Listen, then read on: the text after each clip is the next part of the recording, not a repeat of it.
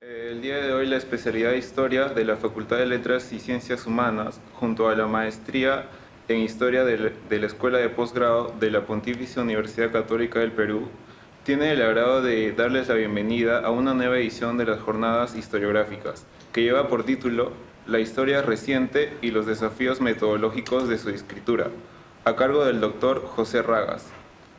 Sobre el ponente. José Ragas es doctor y magíster en la Universidad de California, Davis, en Estados Unidos, así como licenciado en Historia por la Pontificia Universidad Católica del Perú. Asimismo, ha sido investigador postdoctoral de la Fundación Mellon en la Universidad de Cornell. El profesor Ragas se desempeña como profesor asistente en el Instituto de Historia de la Facultad de Historia, Geografía y Ciencia Política de la Pontificia Universidad Católica de Chile, cargo que ejerce desde el 2018.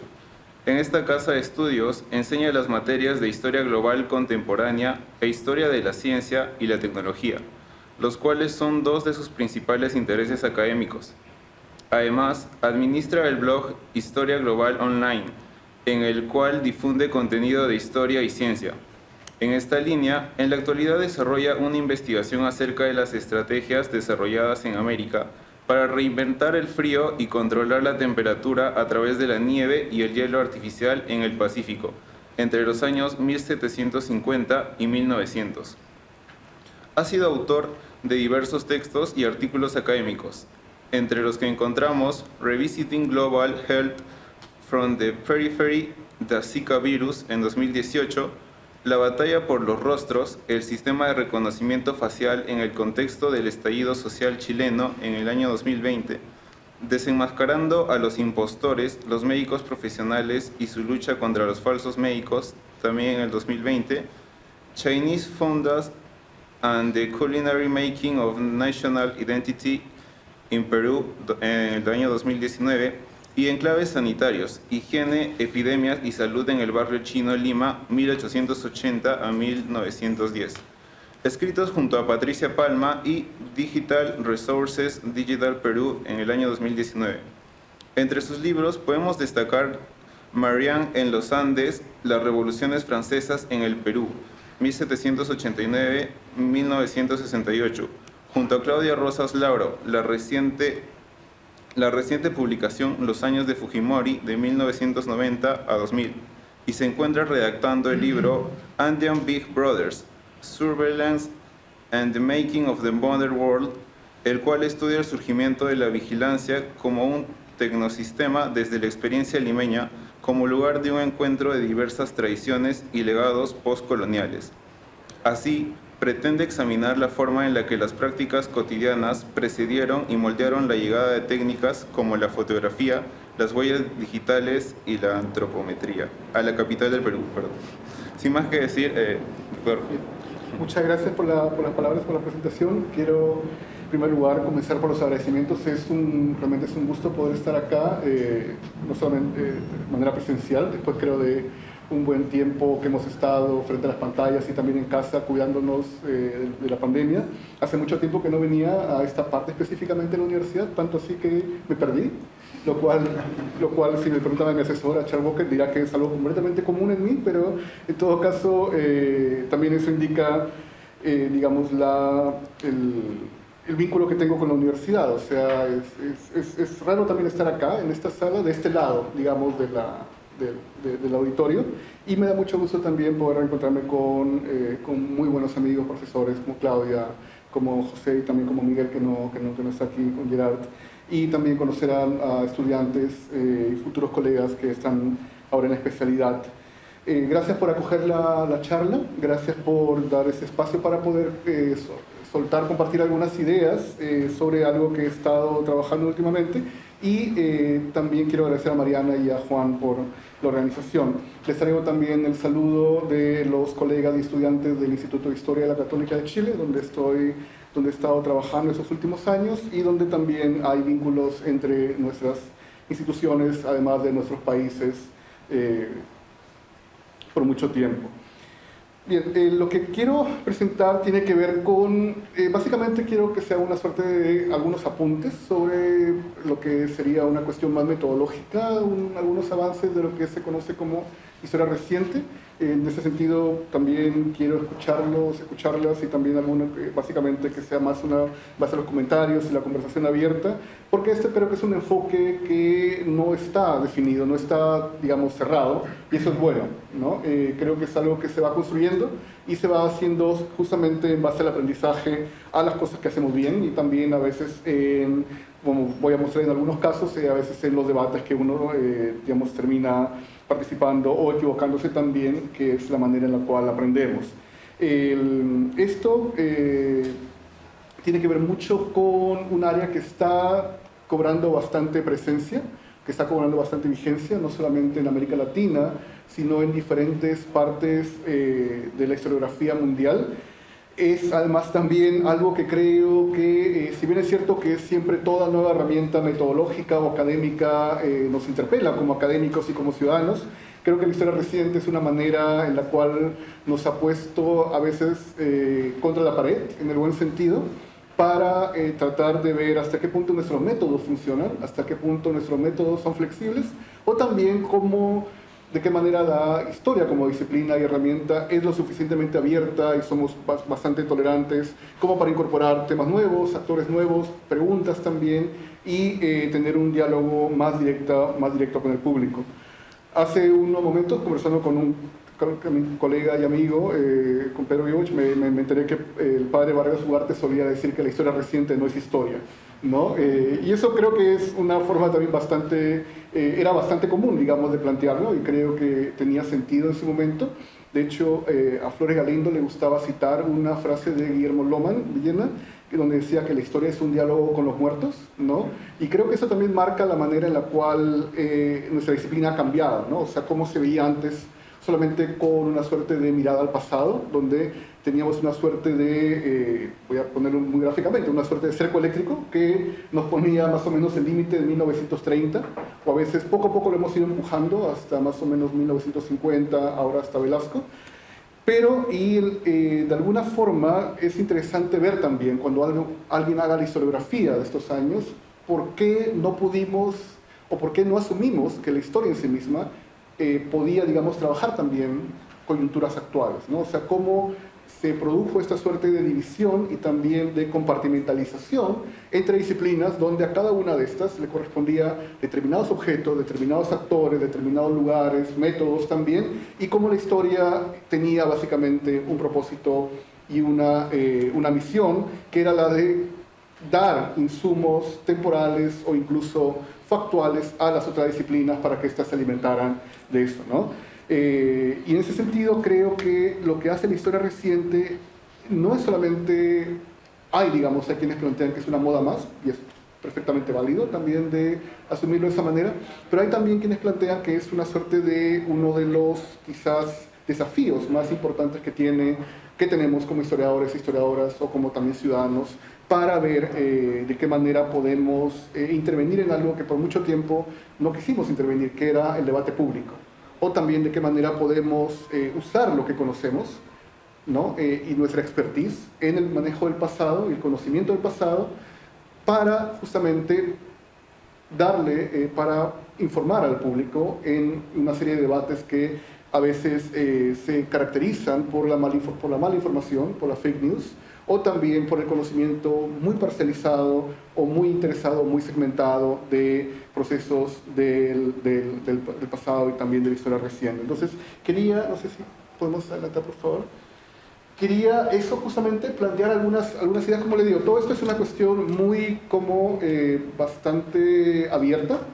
Son algunas ideas que he estado tomando de algunas partes, pero sobre todo de algunas experiencias previas que voy a comentar ahora y que plantean que la historia reciente no es una cuestión de reglas cerradas, sino más bien es una suerte de vínculo o una suerte de mirada que tenemos con un periodo que hasta ese momento, o en todo caso, que no era necesariamente el momento o el periodo para el cual uno se entrenaba, ¿no? Por mucho tiempo, o al menos durante nuestro aprendizaje. Pero esto poco a poco, felizmente, ahora eso ha ido, como estas fronteras se han ido disolviendo y ahora no hay, felizmente, una suerte de división entre dónde empieza la historia contemporánea, dónde empieza la historia reciente, o en todo caso también hasta dónde debe llegar la historia en el pasado, ¿no? Esto también tiene que ver mucho con la manera como hemos ido enfocando las fuentes, cómo hemos ido enfocando también nuestra participación misma en la sociedad, ¿no? También cómo han ido avanzando diferentes herramientas y además también cómo nos hemos sentido frente a otras disciplinas, que hemos visto también que otras disciplinas de alguna forma también están yendo hacia el pasado, hacia un territorio que pensábamos que era únicamente nuestro como monopolio y que también nos hemos sentido con ese derecho de poder intervenir o de dialogar en el buen sentido con aquellas, ¿no? Entonces, eso principalmente, como les decía, es un esfuerzo por expandir el arco temporal. No significa trabajar únicamente el periodo muy corto, como mencionaba, sino incorporarlo a un arco temporal en el cual estamos formados.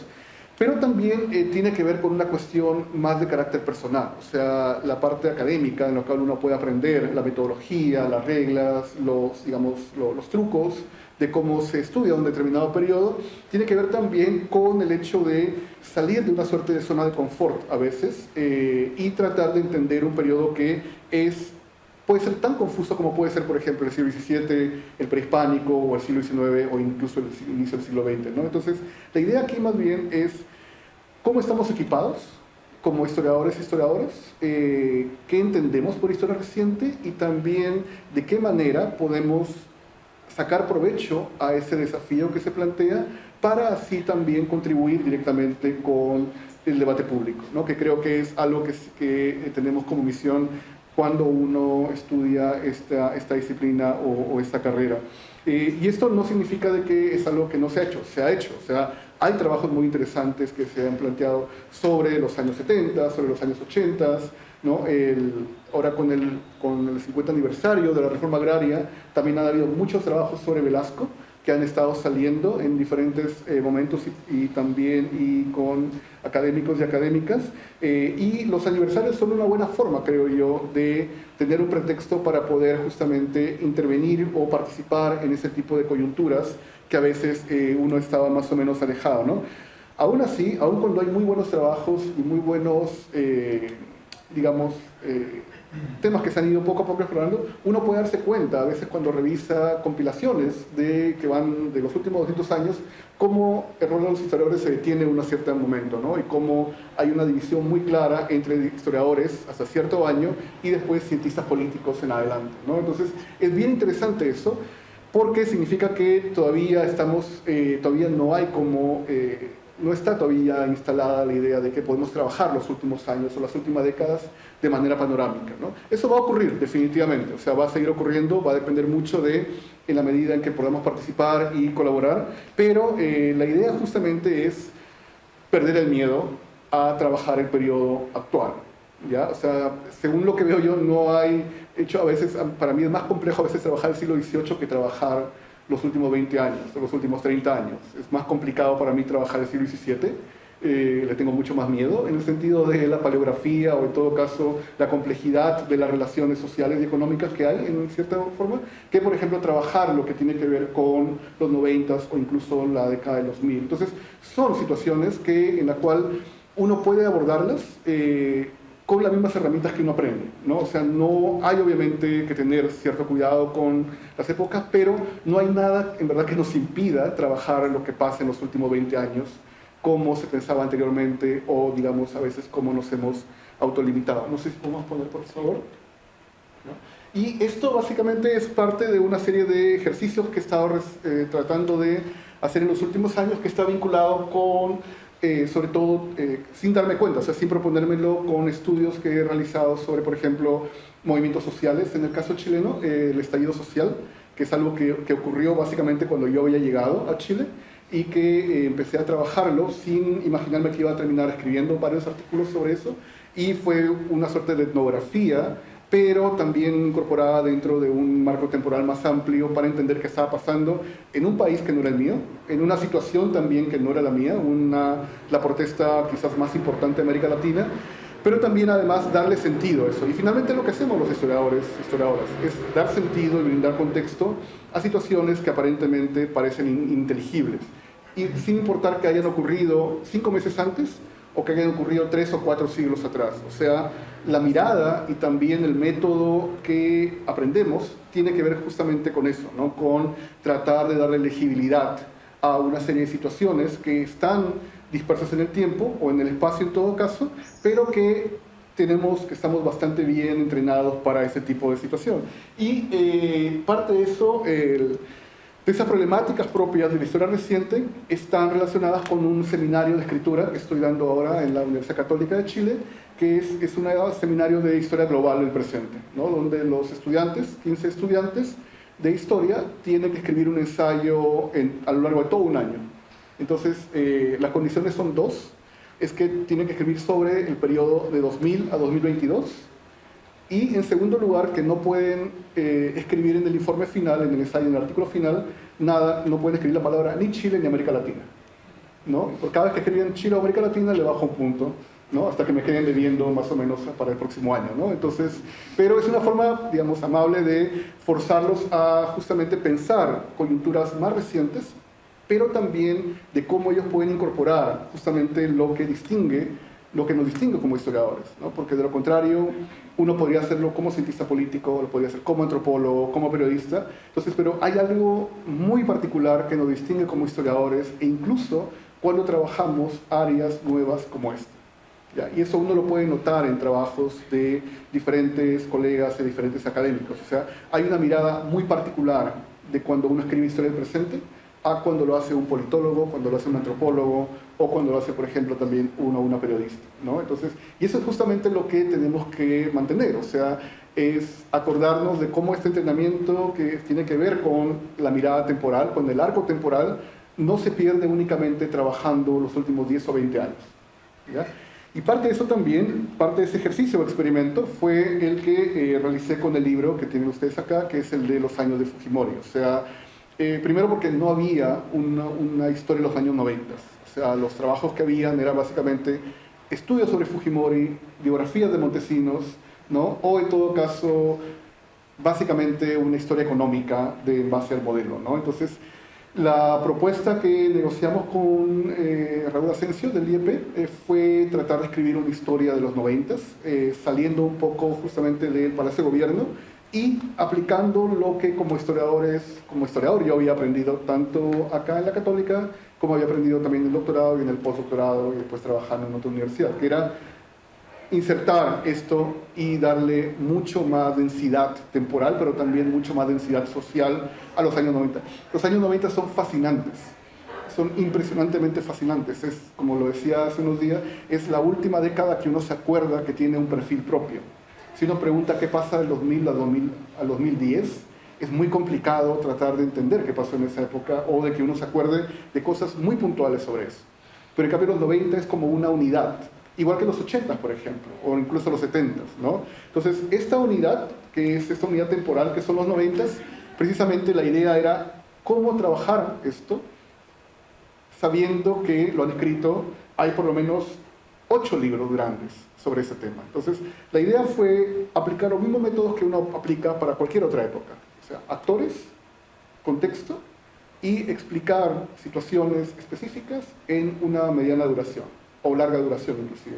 Y que eso fue justamente lo que terminó siendo el libro. O sea, independientemente de lo que los gustos personales o preferencias políticas de alguien, uno puede notar que es un libro distinto escrito a lo que haría un politólogo, o lo que haría un antropólogo, o incluso una periodista, ¿no? Porque básicamente la idea es tratar de capturar a la sociedad en la mayor cantidad de elementos posibles. Y eso tiene que ver con estructuras, tiene que ver con anécdotas, tiene que ver también con problemáticas.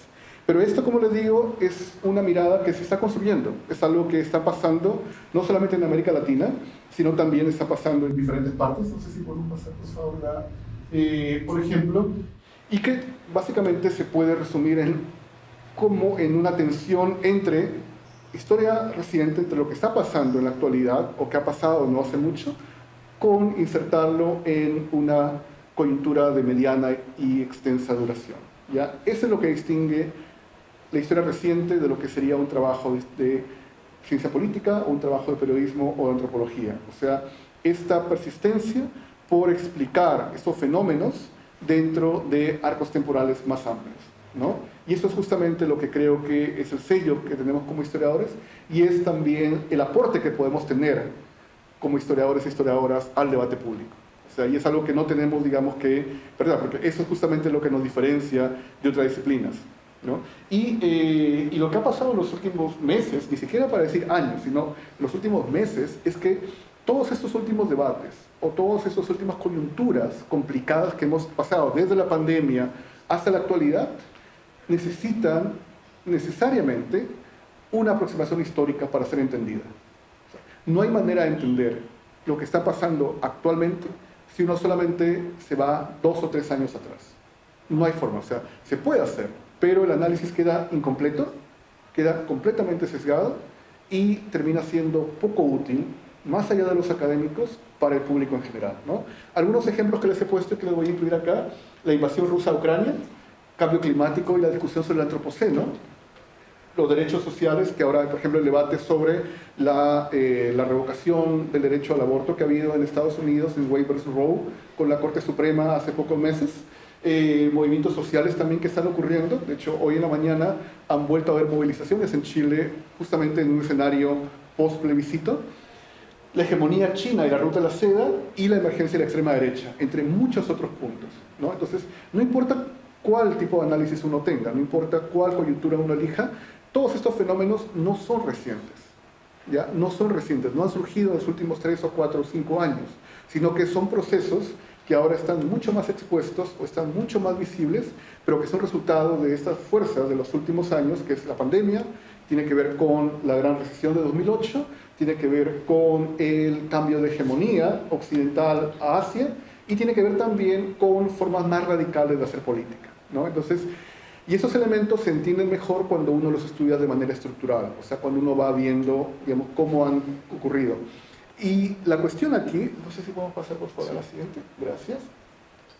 Un ejemplo muy claro de esto tiene que ver con la invasión rusa-Ucrania, ¿no? Uno de los debates más interesantes que se ha planteado frente, y en la cual los historiadores y historiadoras han intervenido activamente, ha sido precisamente el debate ruso-Ucrania, y han participado 2 historiadores y una historiadora.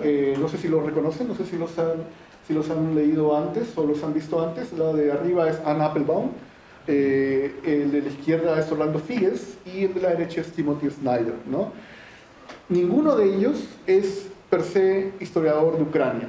Ninguno de ellos trabaja el periodo 2000 a 2020, pero todos ellos, de alguna forma, han ido progresivamente escribiendo columnas, han ido también acercándose a trabajar temas de coyuntura, sobre todo con el surgimiento de la extrema derecha, en el caso de Anne Applebaum, y durante la invasión rusa a Ucrania tuvieron una participación muy activa a través de columnas de New York Times u otros medios, o también entrevistas, contextualizando por qué Ucrania es el blanco de esta vez de Putin y de Rusia, ¿no? Y todos ellos son historiadores o de Europa Oriental o de la Unión Soviética, o de incluso Rusia antes de la Unión Soviética, ¿no? Entonces, el punto que quiero hacer aquí es que uno no tiene necesariamente que dedicarse a la historia reciente para escribir sobre historia reciente.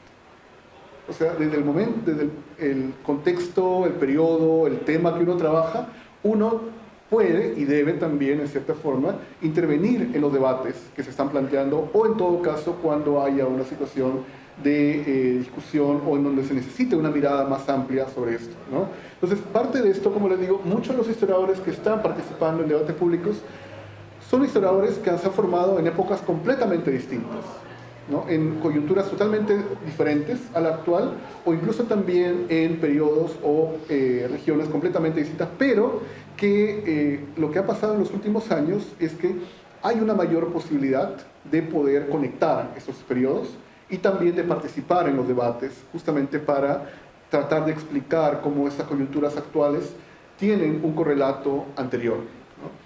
No sé si tenemos la siguiente, gracias. En algunos casos nos hemos ido al extremo como historiadores, ya, y nos hemos convertido en gurús, ¿no?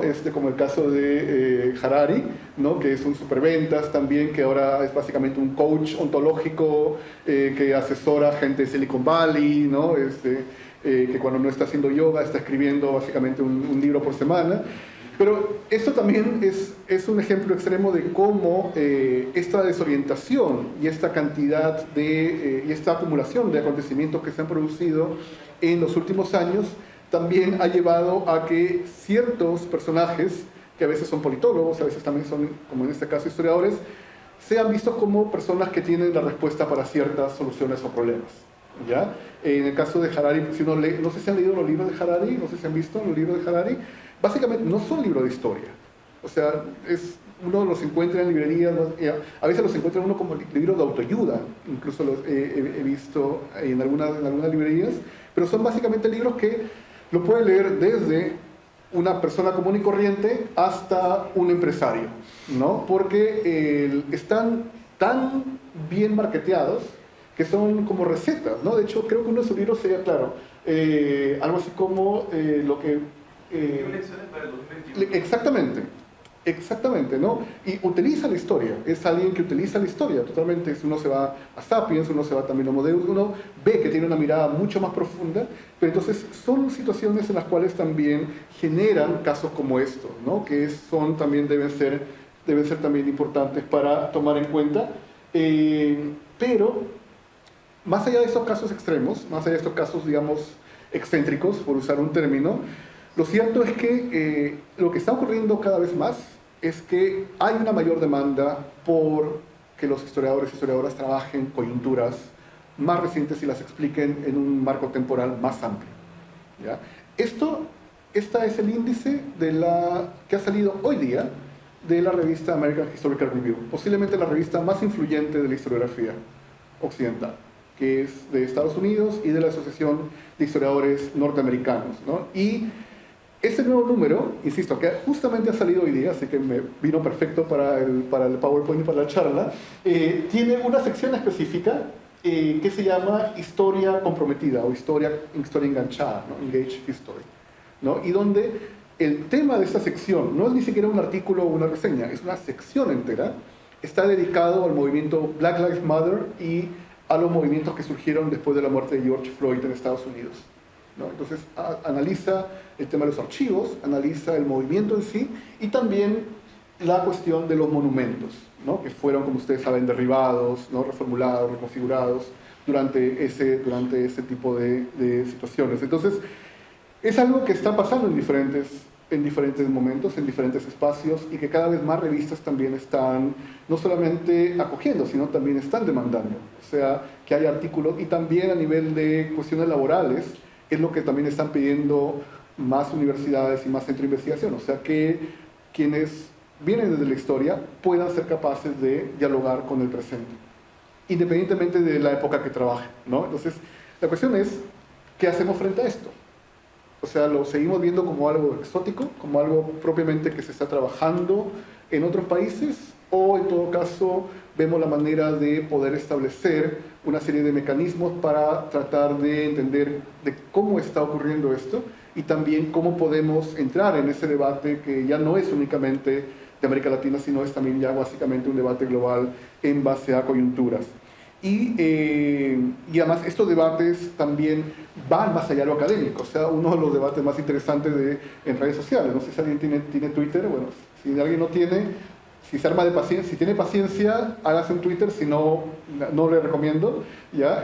Pero uno de los debates más interesantes que se ha producido esta semana tiene que ver con el hecho de la historia medieval y las series de televisión como es Los Anillos del Poder y también La Casa del Dragón, ¿no? Tanto la de HBO como la de Amazon, y cómo esa serie, y cómo mucha gente, sobre todo extrema derecha, están reclamando que por qué hay diversidad étnica y racial en esas series, ¿no? Que Tolkien estaría básicamente revolcándose en su tumba, que además el Hobbit acaba de cumplir 75 años, creo, y también de por qué hay mayor diversidad, por ejemplo, a nivel de actores de origen afroamericano o afrobritánico en series que inicialmente supuestamente estaban pensadas con población blanca nada más, ¿no? Y eso que no les hablo del debate de la sirenita y todo eso, o sea, pero esos debates, insisto, que pueden parecer anecdóticos, que pueden parecer justamente una cuestión de exageración, tienen un componente muy profundo que es de cómo tratar de hacer que la historia anterior permanezca fija,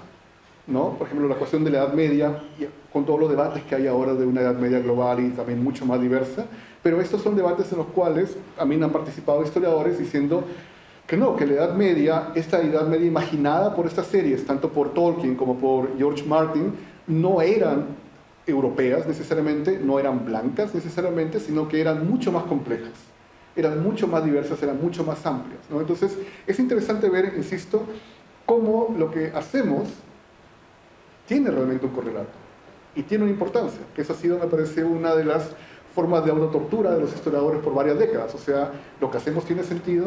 ¿Lo que hacemos le importa a la gente? Definitivamente que sí, absolutamente que sí, ¿no? Y ese tipo de debates nos muestra que sí, que lo que hacemos y lo que estamos planteando tiene efectivamente importancia. Lo que necesitamos es saber cómo llegar a comunicarlo o cómo llegar a conectarlo.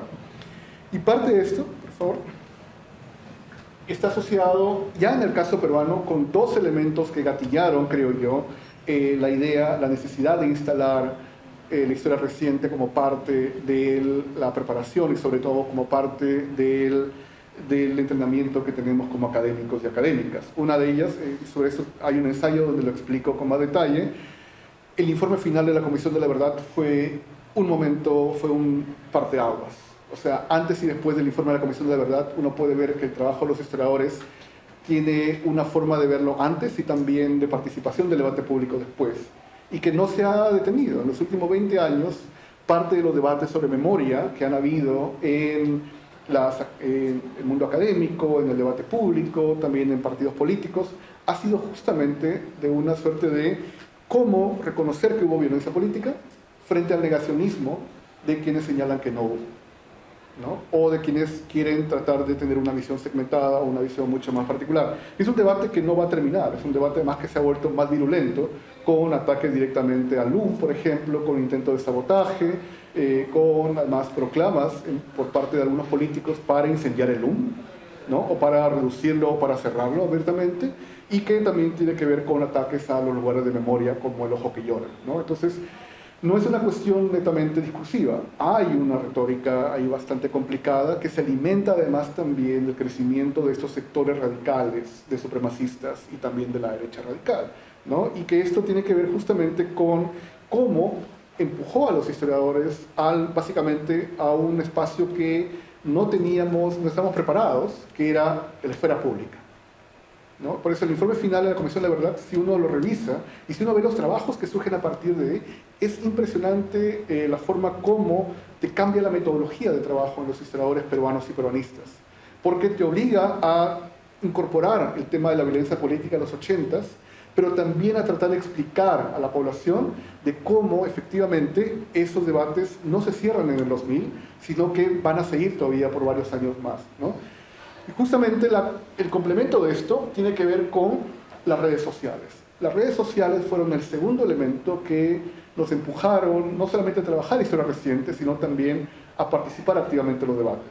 Y no estoy hablando únicamente de Facebook, estoy hablando básicamente de Instagram. Un poco todavía se ha mantenido un poco más tranquilo, felizmente. Uno puede colocar fotos también ahí, todavía sin problema, pero Twitter se ha convertido básicamente en la Pampa de Junín, o sea, en la batalla de Ayacucho. Cuando uno entra ahí, digamos, a dialogar o a debatir, es impresionante cómo las redes sociales han hecho también algo muy interesante con los académicos, que es darle contacto directo con la audiencia, cosa que antes no existía. Antes uno tenía que tener una columna en algún periódico impreso, ¿no? En base a amigos, en base a contactos. Uno tenía que esperar que lo entrevisten por algún aniversario, digamos, de la televisión para poder decir algunas cosas. No, las redes sociales han cambiado completamente la relación de los historiadores con el público, ¿no? Y eso todavía es algo que aún no terminamos de calibrar, con todas las ventajas y también con todos los peligros que eso ha significado. Y para esto solamente quiero pasar de manera muy rápida con algunas cuestiones, este es un borrador, son algunos apuntes de lo que implica, creo yo, trabajar historia reciente, en base a algunas, digamos, observaciones que he estado planteando y también del curso que he estado llevando con los alumnos, y que tiene que ver es que nos obliga y nos fuerza a una reflexión de cómo estamos llevando nuestro oficio. O sea, si ya trabajar historia es una interrogación sobre cómo contribuimos a la sociedad, hacer historia reciente es una interrogación mucho mayor, ¿no? Porque estamos entrando en un territorio que nos ha sido desconocido por mucho tiempo, pero también donde necesariamente vamos a tener que participar en debates públicos. O sea, no hay manera de trabajar historia reciente sin que uno no tenga una suerte de aceptación de que tienes que participar en la esfera pública de manera más intensa, ¿ya? Eso creo que hay que tenerlo presente desde el inicio por una cuestión práctica. En segundo lugar, lo que decía, o sea, mantener el aporte. El aporte al debate público es dar contexto. Ese es el gran aporte que tenemos como historiadores, ¿ya? Y ese es a veces el tipo de aporte que tenemos no solamente que disputar o que tenemos que precisar frente a otras disciplinas, como la ciencia política, la antropología, la sociología o incluso el periodismo, sino que a veces también tenemos que disputarle a influencers, ¿ya? Que a veces con muy buena voluntad tratan de compartir contenido histórico, pero que terminan, lamentablemente a veces se termina convirtiendo la historia en historias secretas, en historias freak, ¿no? O en una sucesión de datos inconexos, caricaturescos, hechos solamente para conseguir clickbait o para conseguir clics y así aumentar el flujo de visitas a ese tipo de cuentas, ¿no? Entonces, la labor que hay ahí es una labor bien compleja, ¿no? Y en ese sentido tenemos que entrenarnos en la parte de redes sociales. No tenemos entrenamiento profesional en redes sociales, no tenemos entrenamiento profesional en la web. Son cosas que uno va a aprender por su cuenta y muchas veces más equivocándose, y que sale a veces con heridas y también con rasguños a veces, pero uno va aprendiendo poco a poco, pero eso es importante. Es importante justamente para poder posicionarnos y también para poder brindar conocimientos de manera mucho más sólidos a una población que lo necesita. Pero no en el papel de salvadores, ya porque no lo somos, sino en el papel de somos académicos entrenados con un propósito y eso tenemos que hacerlo de manera más visible. Y para ello justamente implica también, tenemos que aprender nuevas metodologías y herramientas analíticas, porque las que tenemos nunca van a ser suficientes, ¿no? Y esto implica también aprender de los vecinos. Etnografía, que me parece que es fundamental para nuestro trabajo, sobre todo de la segunda mitad del siglo XX o siglo XXI, historia oral, entrevistas, ¿no? Pero sobre todo también manejo digital. Creo que acaba de publicar un libro, me parece, Gisela Canepa, sobre etnografía digital y antropología, ¿no? Esa, por ejemplo, me parece que es una herramienta fascinante para poder irlo incorporando. Al final, las herramientas que tenemos son herramientas que compartimos con todos y son herramientas también que los demás pueden aprender de lo que nosotros hacemos, ¿no? Por ejemplo, GIS, o en todo caso ArcSys, ¿no? O sea, lo que son herramientas digitales también. O sea, trabajar historia reciente implica un entrenamiento adicional a las herramientas que ya tenemos. Así como trabajar en el siglo XVII o XVI implica paleografía, también implica un conocimiento específico, técnico, también lo es trabajar historia reciente a nivel de metodologías, ¿no? Y también tener una cuestión más flexible que se entiende por historia reciente. No empieza el 2020, no empieza el 2000, no empieza el 90, no empieza con Velasco. No hay una fecha exacta para definir qué es historia reciente. Y esto es bueno. Es bueno porque así no ponemos una suerte también de límite, no nos autolimitamos, ¿no? No nos saboteamos inconscientemente, quizás al decir esto es historia reciente, esto no lo es, sino que podemos también nuevamente incorporar otros periodos. La historia reciente básicamente es incorporar periodos pasados en la comprensión de la actualidad, ¿ya? Trabajar historia reciente no te hace mejor que la gente que trabaja historia del siglo XIX. No te hace mejor que la gente que trabaja historia del siglo XX o que trabaja prehispánico. Eso es algo que también tenemos que entender, porque a veces se malinterpreta. De hecho, el que trabaja historia reciente tiene que saber, más que otros historiadores o historiadoras, lo que ha pasado en los siglos anteriores. Porque nuevamente no hay forma de entender lo que pasa en esos últimos 20 o 30 años sin entender lo que pasa en los últimos 100 o 200 años, como mínimo, ¿no? Entonces, esa es también una cuestión que nos lleva a un tema más como de humildad y sobre todo articularlo con otras disciplinas. Tenemos que leer a los primos.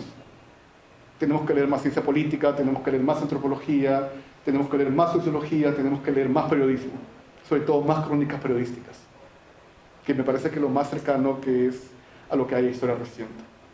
¿Ya? Entonces, y la última, y solamente para terminar, Y algunos desafíos también que están ahí, que estoy seguro que hay muchos más. Esos son algunos de los que he encontrado y que mis alumnos me han dicho entre queja y confesión, pero que tienen que ver básicamente con algunos que se han topado ellos, por ejemplo, la idea del presentismo, ¿no?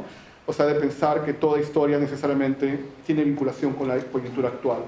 Y de cierta manera es verdad, y eso acaba de ocurrir un debate muy interesante en la Asociación de Historiadores de Estados Unidos con una editorial del director James Sweet, donde fue replicado por otros colegas diciéndole que efectivamente la historia es historia política y es historia actual. O sea, no puedes entender el pasado sin el presente y viceversa, ¿no? Entonces, es parte de un debate actual, es parte de un debate que se está haciendo, pero hay que tener obviamente una serie de cautela con eso.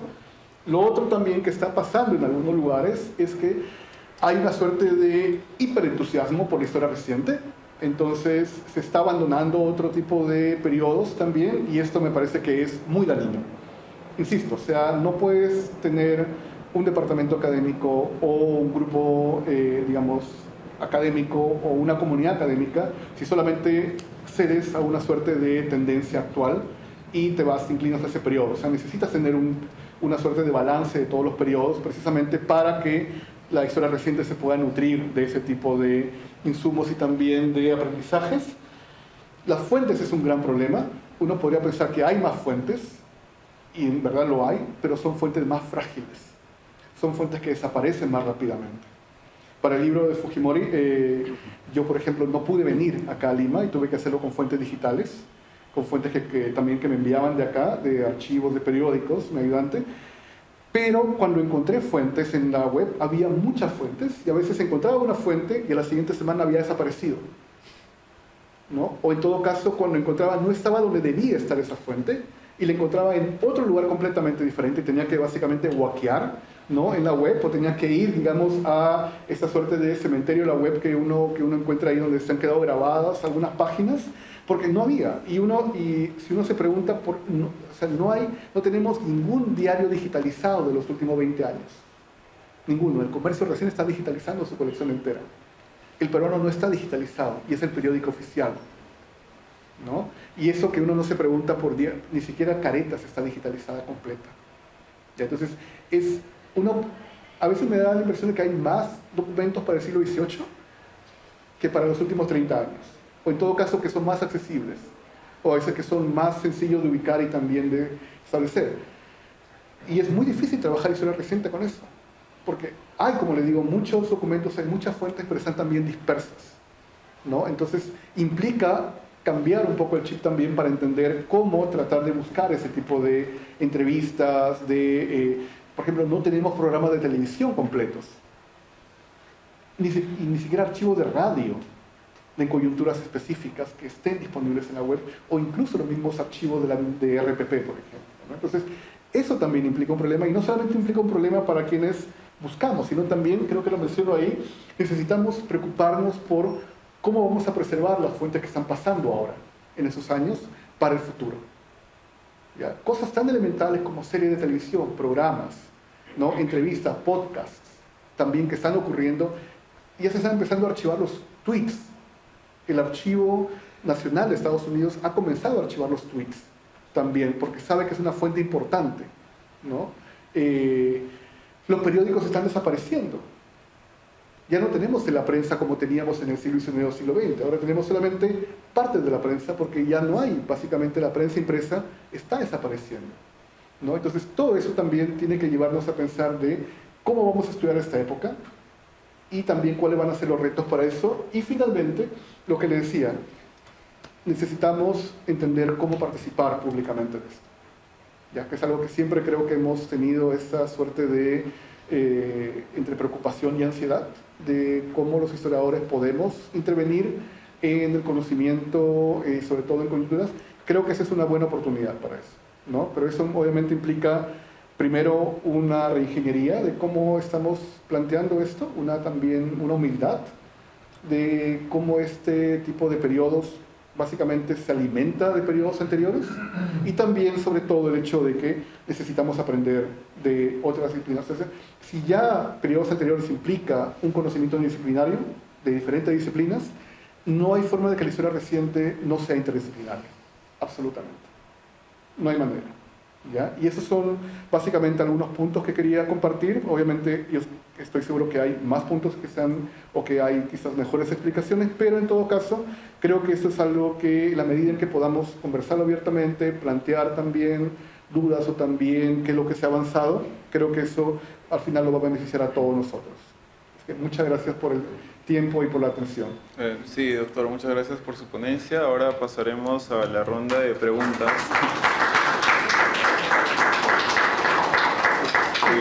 Compren el libro, por favor.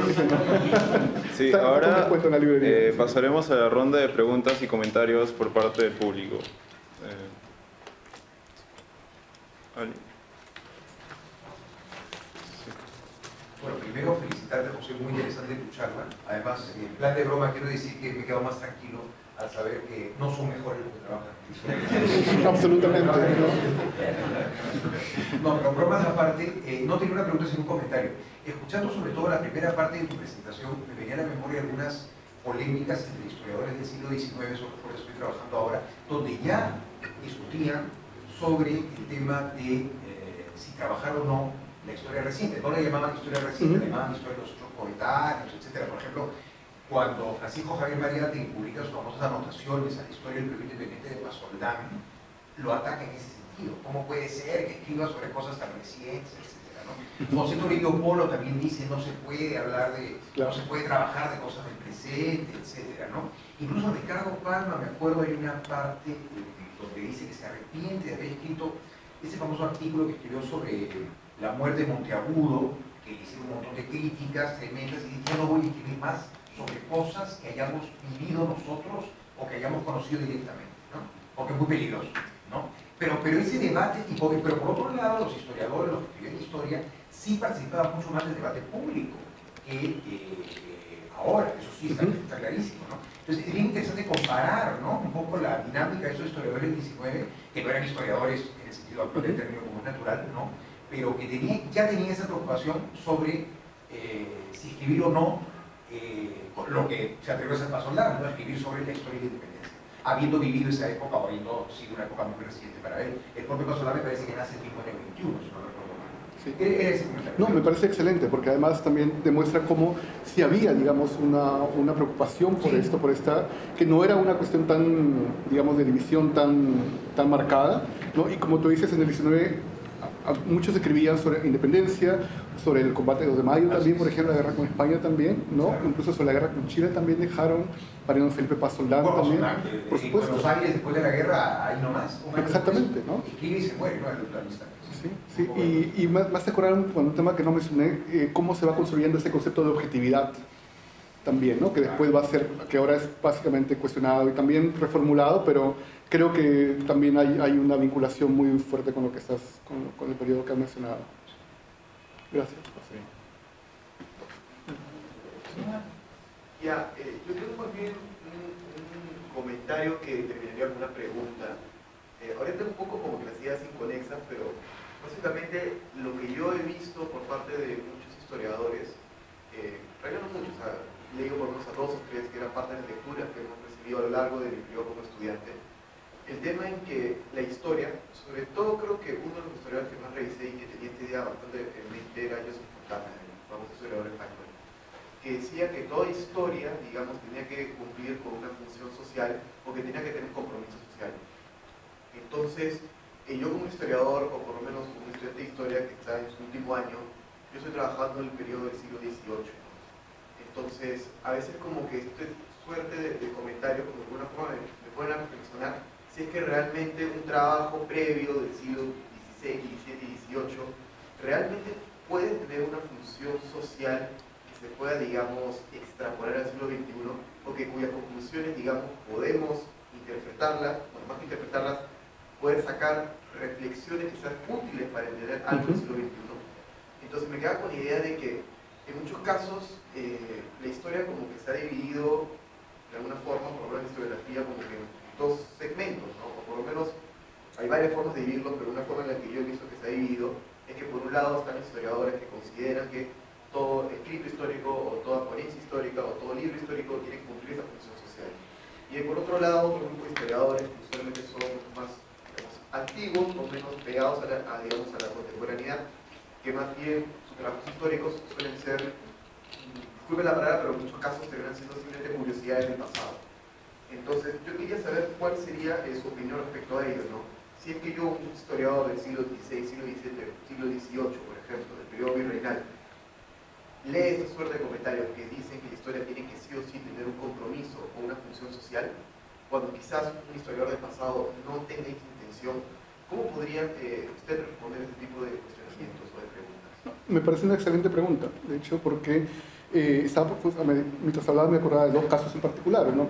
Fontana mismo, sus libros son sobre el siglo XIX, y son sobre la Hacienda Real, ¿no? Pero pues su último libro inclusive es sobre Fernando VII, me parece, y sobre la coyuntura, digamos, de esos años de inicios, y el mismo Alfonso Quirós, o sea, sus primeros libros eran sobre la colonia, y sobre el siglo XIX, ¿no? El libro de la colonia, no me acuerdo exactamente ahora cómo se llamaba, pero... Deudas olvidadas. Deudas olvidadas, ¿no? Y la deuda defraudada. Deuda defraudada, exactamente, ¿no? Entonces, claro, la cuestión de la función social es un término que no tiene que entenderse como necesariamente forzar, o sea, lo que uno hace para tratar de... Pero hay, digamos, una cuestión implícita ahí en la cual cómo eso contribuye para entender justamente situaciones quizás actuales o quizás también del momento. O sea, entender la coyuntura misma o entender la época misma, eso creo que ya es una cuestión muy importante, ¿no? Porque eso después también nos permite entender otro tipo de situaciones.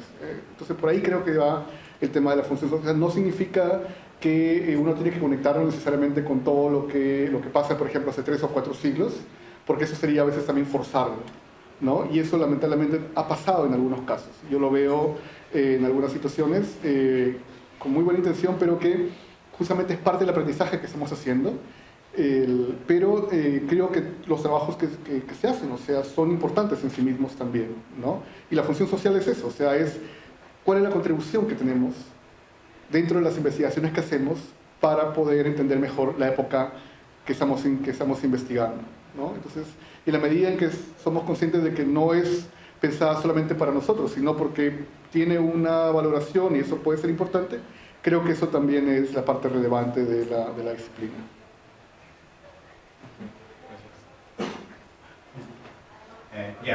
Yo tenía algunas preguntas a las que me quedaron de todo, y la primera es quizás este miedo que hay en el sentido más estricto de la historia tan periódica.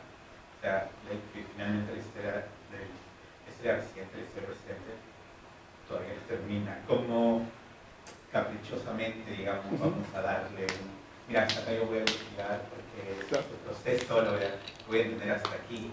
En ese sentido, de alguna manera, o sea, tu libro finalmente estudia los 90, una década. Claro, es una historia por ejemplo, pero digamos que le has dado y le has encontrado un punto de quiebre. Pero ¿cómo hacerlo con procesos que siguen vivos? O sea, por ejemplo, el caso chileno. O sea, es un proceso que todavía tiene cosas tan impredecibles como el rechazo al referéndum y todo lo que conlleva eso. Entonces, a mí, como que es lo primero que me resuena, como que dónde, por qué, y tengo que justificarlo porque finalmente una de las cosas básicas que nos enseñan es hay que dar un sentido a que por qué de aquí hasta aquí, por qué un año, por qué 2 siglos, por qué un día, en ese sentido, ¿no? Y creo que otra de las cosas que también me resonó fue el hecho del archivo. A ver, todos sabemos que los archivos peruanos son, por decirlo así, tanto precarios, pero sí, finalmente responden a una idea muy clásica del archivo, ¿no? De documentos físicos, periódicos, no sé qué sé yo, pero la historia reciente, y ni siquiera sé si decir reciente, es como la historia de la segunda mitad del siglo XX en adelante, bueno, el internet, redes sociales y todo esto, que no sé si nos estamos poniendo a pensar como que ya es el momento de hay que guardarlo. Sí. Y por eso cada vez que yo pensaba en ese tipo de cosas, siempre pienso en, pucha, si esto ya se acabó, o sea, la historia ¿verdad? Del Perú como sin fuentes, porque ¿cómo hacemos, no? Como tú dices, el problema del internet es que sí, lo puedo encontrar. Y cuando estuvimos encerrados en cuarentena, yo también encontraba cosas, y genial, y al día siguiente no encontraba la página. Tenía que simplemente descargar las páginas como un PDF para poder, si existió en algún momento, no estoy loco, yo lo leí. Entonces, es como, ¿qué hay que hacer? ¿Cómo abordar esa parte del archivo? Que finalmente va a ser el espacio donde vamos a volver siempre. Sí. No, de hecho, me has hecho acordar algo que, bueno, casi me traumó un poco, porque cuando estaba escribiendo el libro encontré un dato que para mí era impresionante, que era un reportero de un periódico chiquito había ido al Museo de la Lincote, este museo donde tienen cuestiones de Aymar Guzmán y que la habían capturado, y parece que en un momento el que le hace el tour a este reportero, que es reportero fotógrafo además, ¿ya? Y le cuenta que había un plan de Sendero Luminoso de enviar 300 senderistas, plan kamikaze, para rescatar a Aymar Guzmán de la base naval. ¿Ya? Y lo encontré en la web, lo cité y lo puse, y cuando ya estaba haciendo las notas, desapareció. ¿No? Porque era un periódico de estos de 50 céntimos, ¿no? Que nunca no estaban las fotos, entonces... Y eso yo creo que esa es la parte más como delicada, o sea, cuando tengan alguna información de la web, conviértanla a PDF. Conviértanla a PDF, definitivamente. Y guárdenla, mándense a ustedes mismos el archivo, mándenselo a sus vecinos, a quienes conozcan, porque ese es muy probable que desaparezca, lamentablemente, ¿no? Y lo que tú dices es cierto, es que nos hemos acostumbrado a pensar el archivo como archivo de papel, como archivo de documento, y en verdad... Por ejemplo, para el libro estamos creando un Spotify de las canciones de los 90s, porque no hay manera de entender los 90s tampoco si no es a través de la música. Bueno, Gerard va a estar más que feliz de escuchar eso, pero por ejemplo, hay muchas cosas que yo quería poner en la lista y no había. No había, o sea, había canciones que yo quería poner y no estaban, ¿no? Ahora una muy buena amiga periodista, Jackie Fox, me comentaba que ahora que falleció Diego Berti, encontraron un comercial que él había hecho de Inca Kola, ¿no? Y son esas cosas fantásticas que tiene YouTube, que a veces alguien lo sube, ¿ya? Y que no sabes cuánto va a durar, ¿no? Y claro, entonces que tienes que verlo en su momento y después le cuentas a alguien y no te creen, ¿no? Y entonces la idea es hasta qué punto eso va a pasar y también hasta qué punto los archivos y la Biblioteca Nacional van a empezar a acoger y albergar fuentes que no sean únicamente papel. El Archivo Nacional de Chile empezó en un momento a hacer una campaña para recoger todo lo que tenía que ver con el estallido social, ¿no? Tengo un artículo que salió en el American Historical Review, se llama Archivando la Revolución Chilena, donde, más allá de las bombas lacrimógenas que me tragué durante el estallido, hice un trabajo de conversar con los grupos, con los activistas que estaban recopilando todos los datos y todos los testimonios y también los sonidos, y también uno estaba recopilando las bombas lacrimógenas del estallido, ¿no? Y también las sartenes y las ollas que habían utilizado durante el estallido, ¿no? La protesta del 2020 acá en Perú, no hay ningún archivo sobre eso. Yo estoy empezando a hacer un trabajo sobre eso y hay un montón de testimonios, pero son como lo mismo, o sea, es testimonio escrito, a veces estoy recopilando los grafitis que se plantearon, los carteles también, creé una cuenta de Instagram para poder recopilar los carteles que la gente tenía, ¿no? Que me enviaron felizmente, pero necesitamos iniciativas particulares, de universidades, por ejemplo, o de facultades, para hacer eso, porque el archivo no lo va a hacer, lamentablemente.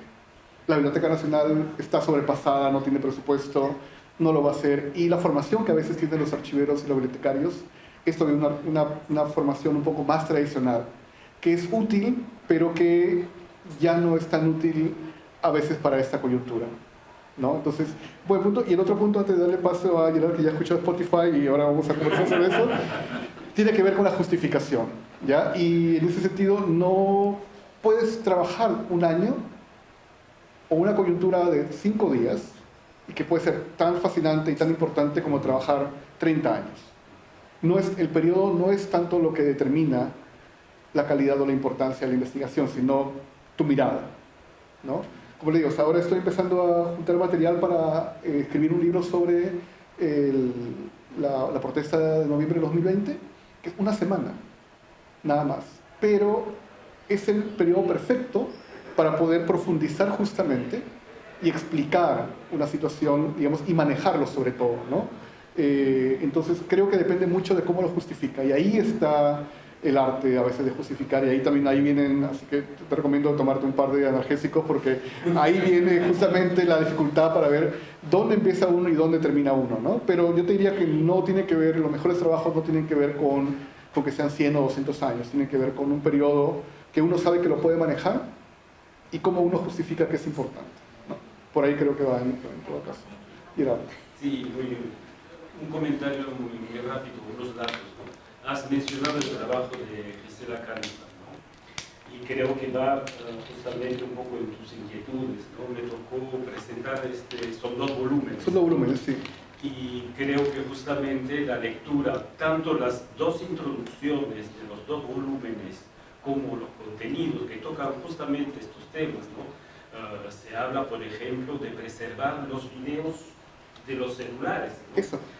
Estas cosas creo que lo enfocan desde un punto de vista antropológico, como antropólogas que son ellas, pero dan muchos elementos para pensar todo lo que acabas de plantear, ¿no?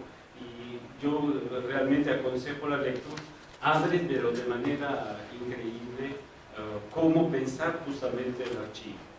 Sí. Sí, No, realmente. gracias. Sí, porque yo lo acabo de ver y no sabía que Sí, existía. están aquí y se puede descargar. Ah, perfecto. Ya lo voy a... Internet libremente, ¿no? Ya, perfecto. Entonces Eso. este es un dato. Gracias. El segundo, que es solo un dato así, la creación para nosotros en Francia del Institut du Temps Présent, que es un monumento, ¿no? Tiene una vinculación pero muy estrecha con América Latina. Nace, podríamos decir, con 1973. Claro. Nace con 1976, bueno, y con todo Claro. lo que representa esta década, y con gente de Derrida, Henri Rousseau, Arnaud Perrotin-Dumont, toda esta gente que han alimentado y que hasta ahora es lo que llamamos Unité Mixte de Recherche, CNRS, Centro Nacional de la Investigación y Paris Nanterre, y que forma a justamente gente, ¿no? No es solo un centro así en el aire, sino que contribuye hasta la fecha a la formación. Bueno, Sí. No, gracias por los comentarios. De hecho, ahora que has mencionado lo de Gisela y también eso. De hecho, por ejemplo, de acá a 10 años, cuando ustedes trabajen, cuando quieran trabajar sobre alguien en particular que ha vivido en este tiempo, cuando le pidan su archivo personal, no van a tener que ir a ver sus cartas, no van a tener que ir a ver su correo, van a tener que pedirle a ustedes que les entreguen esto. Y con esto van a tener ustedes más información de esa persona que con toda su correspondencia, que entrevistando a familiares o que cualquier otro tipo de aproximación que ustedes pueden hacer, realmente. O sea, en lo que se está convirtiendo los smartphones como archivos personales es brutal. Brutal. Desde las cosas que uno postea hasta los mensajes que uno se manda por WhatsApp, por ejemplo, los audios, ¿no? Entonces, yo creo que eso, o sea, también cómo preservamos la memoria digital personal con los teléfonos, también es algo que tenemos que discutir para más adelante. Claudia. Sí, no, muchas gracias, José, por la charla, porque has planteado varios temas interesantes. Una cosa que yo le decía a mis alumnos es que creo que en la formación de un historiador e historiadora, en algún momento debería ser un ensayo, redactar un ensayo de historia inmediata, de historia del presente. Y conecto esta reflexión con lo que también planteaba Giancarlo, porque incluso más con historia que se está desarrollando, es decir, con historia inmediata, porque había la creencia de que el historiador era mejor si trabajaba sobre procesos cerrados, Claro. porque ahí iba a tener objetividad. Pero en realidad esto en parte, bueno, sí, es una una ventaja, pero también es una desventaja, porque no te permite ver la historia en movimiento. Y uno de los retos más difíciles que a veces tenemos al escribir historia es poder plasmar esa, la volatilidad, ¿no? El cambio, lo coyuntural y lo que, digamos, en algún momento pudo ser de una manera o de otra, ¿no? Lo que además tú una vez reflexionaste sobre la ucronía en la historia. ¿Qué hubiese pasado si...? Y eso que en algún momento nos parecía una cosa, digamos, ahistórica, ¿no? El historiador debe estudiar lo que ha pasado y no lo que hubiese tenido que pasar o hubiese pasado.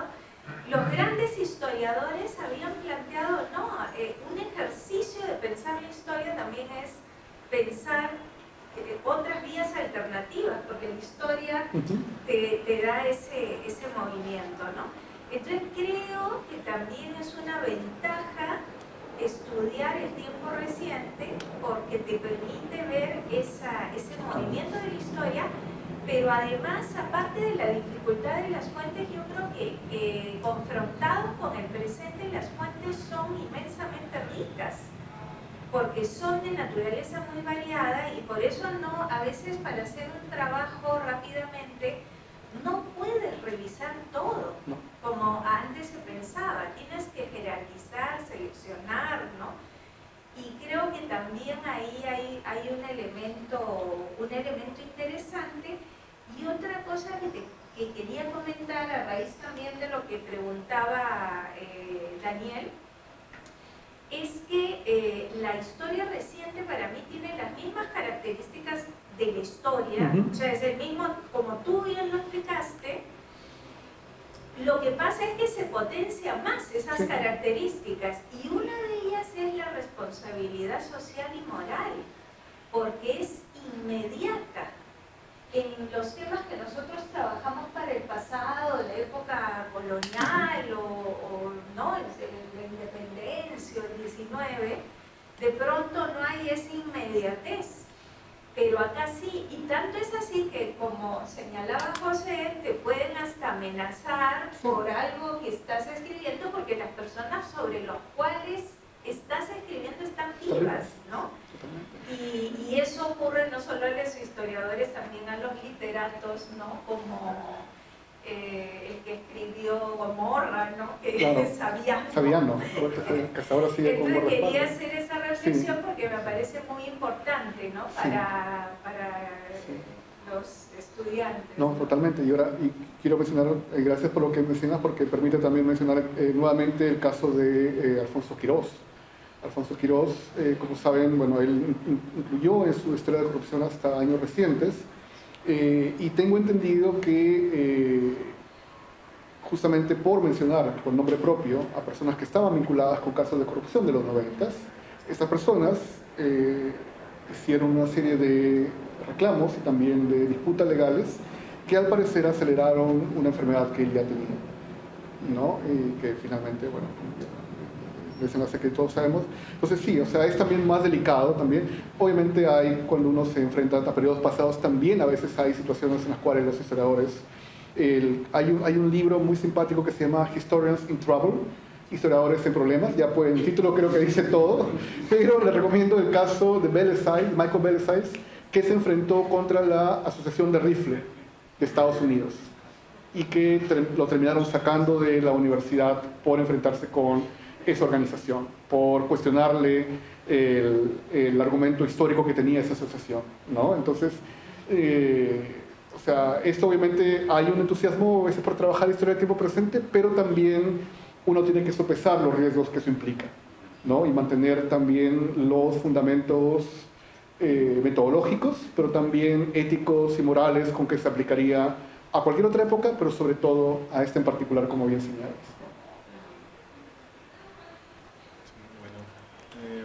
Muchas gracias a todos por asistir y en esto concluye la jornada historiográfica del día de hoy. Gracias. Muchas gracias.